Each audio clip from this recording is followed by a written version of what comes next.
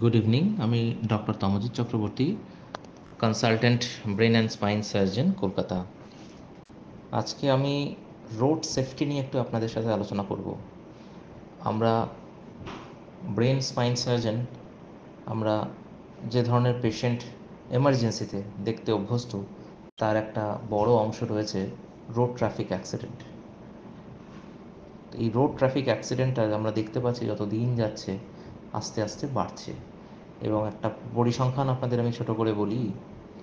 গত 2022 সালে ইন্ডিয়াতে total incidence of road traffic accident যেটা ছিল প্রায় 4.5 লাখের বেশি, এবং তার মধ্যে প্রায় 1.5 লক্ষ মানুষ কিন্তু রোড ট্রাফিক অ্যাক্সিডেন্টে মারা গেছিলেন। তার মানে আপনারা বুঝতে পারছেন প্রায় 30% মর্টালিটি এই রোগ বা এই ঘটনার। সেই জন্য এই ঘটনাটা আজকের দিনে এত ইম্পর্ট্যান্ট। এবং এটা দেখা গেছে তার মেজরিটি যারা এই রোড ট্রাফিক অ্যাক্সিডেন্টের শিকার হচ্ছেন তাদের বয়স হচ্ছে 18 থেকে 45 বছরের মধ্যে। তো চট করে কয়েকটা জিনিস নিয়ে আপনাদের বলবো যে কি কি করলে আমাদের রোড সেফটিটা আমরা ইনশিওর করতে পারি। প্রথম, ওভার স্পিড আমাদের অ্যাভয়েড করতে হবে। সেকেন্ড, ড্রিঙ্ক অ্যান্ড ড্রাইভ করা চলবে না। থার্ড, সিট বেল্ট বা এই ধরনের সেফটি মেকানিজম যেগুলো গাড়িতে থাকে সেগুলোকে ইউজ করতে হবে। ফোর্থ, যারা টু হুইলার ড্রাইভ করেন অবশ্যই হেলমেট পরে চালাবেন।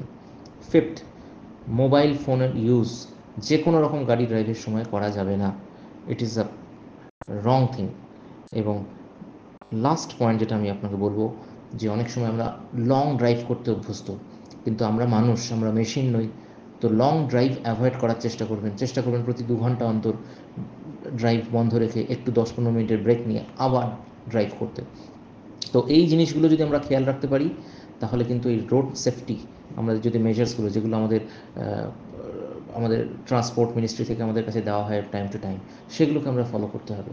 দেখা যাবে এতে আমরা রোড ট্রাফিক অ্যাক্সিডেন্টের ইনসিডেন্টস অনেকটা কমাতে পারবো। ধন্যবাদ, ভালো থাকবেন।